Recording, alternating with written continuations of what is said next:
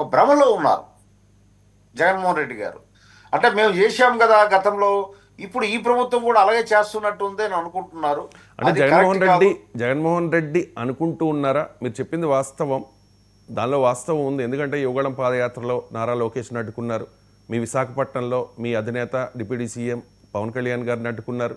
ఇలా చాలా సందర్భాల్లో మనం చూసాం కూటమి నేతల మీద ఏ రకంగా ఆ టైంలో నిర్బంధాలు ఉండేవి అని చెప్పి కూటమి నేతలు ఆరోపణలు చేశారు అని చెప్పేసి. ఇప్పుడు వాస్తవంగా అంటే వాళ్ళు చేశారు కాబట్టి ఇప్పుడు మేము చేస్తున్నామని చెప్పదలుచుకున్నారా, లేకపోతే జగన్మోహన్ రెడ్డి మేము అప్పుడు చేశాం కాబట్టి ఇప్పుడు కూడా అదే చేస్తూ ఉన్నారు అని చెప్పి ఆయన అనుకుంటున్నారని మీరు అంటారా? ఆయన అనుకుంటున్నారు.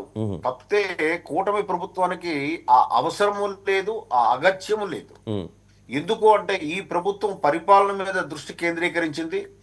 ధ్వంసమైనటువంటి సంక్షేమము, అభివృద్ధి ముఖ్యంగా ఈ రాష్ట్ర ప్రగతి మీద దృష్టి సారించింది. కానీ ఇప్పుడు ఆయన మీటింగ్లు అడ్డుకునే ఆ టైం లేదు. కానీ శివశంకర్ గారు మీరు అంటూ ఉన్నారు జగన్మోహన్ రెడ్డిని అతపాతాళానికి తొక్కేశాము అని చెప్పి. మీ అధినేత అదే కదా చెప్పారు. ఓకే, 11 కన్ఫైన్ చేశారు, ఆయన అలా వదిలేయచ్చు కదా. జగన్మోహన్ రెడ్డి